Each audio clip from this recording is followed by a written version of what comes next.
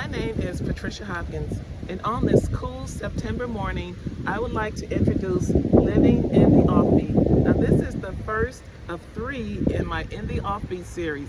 Living in the Offbeat is the first one, Loving in the Offbeat is the second, and Lost in the Offbeat is the third. And here is a brief description of Living in the Offbeat. Veronica has finally gotten her life back on track after surviving the breakup of her marriage. It's windy out here, y'all. Excuse me, it's very windy. It's getting a little chilly too, but anyway. Veronica has finally gotten her life back on track after surviving the breakup of her marriage. It took years to recover, both emotionally and financially, yet she persevered. She now appears to have it all: good friends, a stable career, a house in an affluent neighborhood. Inevitably, she finds herself at a crossroads when she has to deal with an unexpected situation at work and comes face to face with lies, deceit, and betrayal from those closest to her. An unplanned vacation takes her to the beautiful island of the Dominican Republic. There, she meets a handsome stranger who reinforces the idea of living in the offbeat. Ultimately, she must make a choice between continuing to embrace the life she knows or give up everything to possibly find true love. Living in the Offbeat is a contemporary love story about following your heart, your passion, your dreams, and discovering your purpose, what you are put here to do. So, this is a very interesting book. It includes adventure, romance, it's a love story. It's set in Hampton Roads, Virginia, as well as the Dominican Republic. So it takes you across the country. So there's various sites included in the book. So you won't be disappointed. Get your copy on Amazon today. Please continue to follow me at www.patriciaorhopkins.com, on Facebook at author Patricia Hopkins, and Instagram at Patricia R. Hopkins. Thank you all so much for your continued support. It means the world to me. And have a wonderful, wonderful fall day. Peace.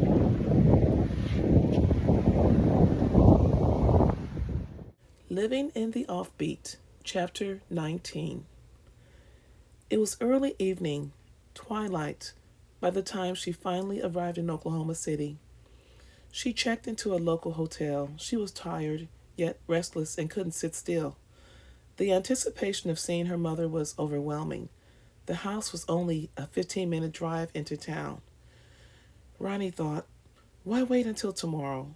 What would it hurt to do a quick drive-by? I'll take a quick check of the house and the neighborhood, and I'll be out of there in no time. The tree-lined streets of her childhood home were slightly disconcerting. Not much had changed. The houses were older, showing their years, much like its inhabitants.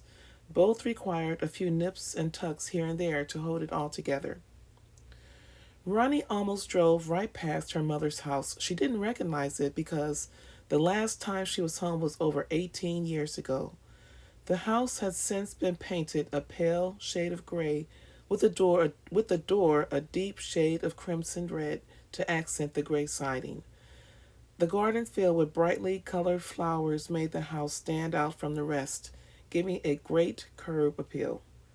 The front porch, where she and her father used to sit and tell stories, still contained the lime green metal porch swing built for two. Ronnie eased the car into an open parking space a few houses down. While she sat in the car, she reminisced about the little girl who grew up in a home filled with love and affection.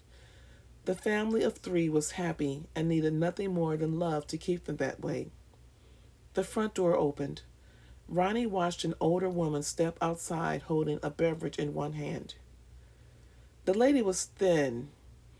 She had a beverage in one hand, a lit cigarette, and a magazine in the other. She had a slight pot belly.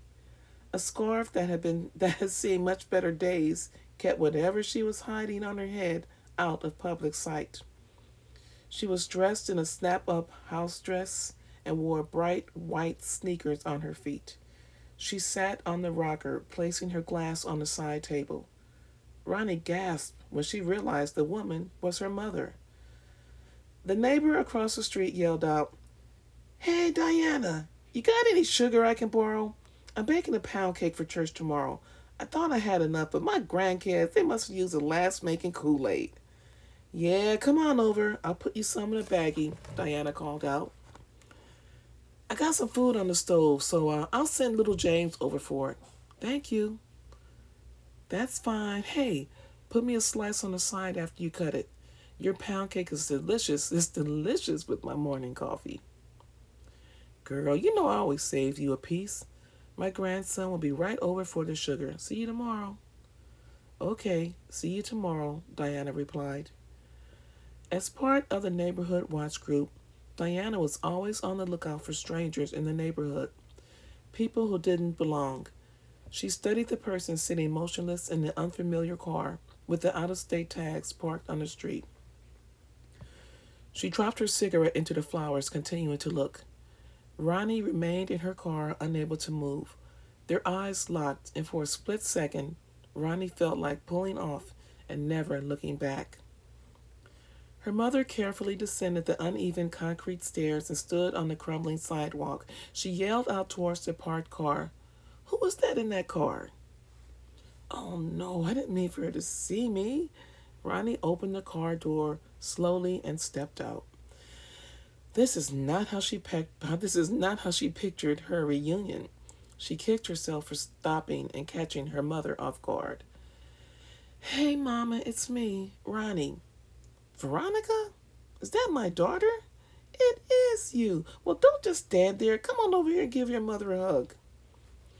Retreating into the shell of her former childhood identity, she dutifully approached the woman she held in contempt for almost 2 decades. They stared at one another. The years had not been kind to 68-year-old Diana Pierce. She looked every bit her age and more. Hi, Mama. Oh my God, you finally came home. Finally came to see your old mother. I'm so happy to see you. She embraced her only child and lovingly stroked her hair. Tears of joy flowed from her eyes.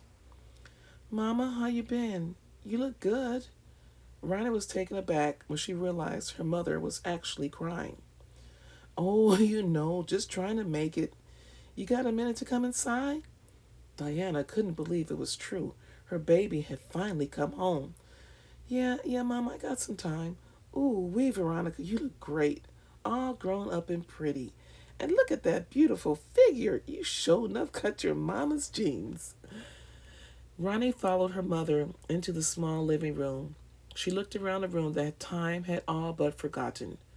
The sofa she spent so many evenings sitting next to her parents watching TV was the same.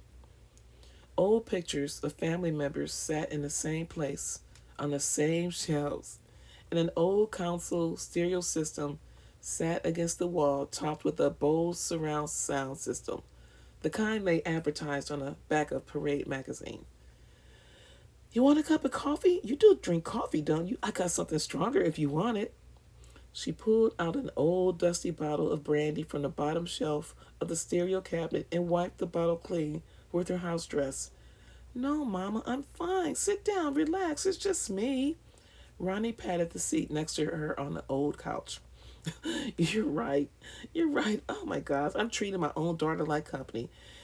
Guess it's been so many years since I've seen you. You feel like company. She snickered. It has been quite a few years, hasn't it? How you been doing, Mama? Oh, I can't complain. Got old folks' aches and pains mostly, but still holding on to my mind and my heart's still strong. She self-consciously tucked her hair under her ratty scarf. You look good. You still working in that old flower shop? Nah, they closed that shop down a long time ago.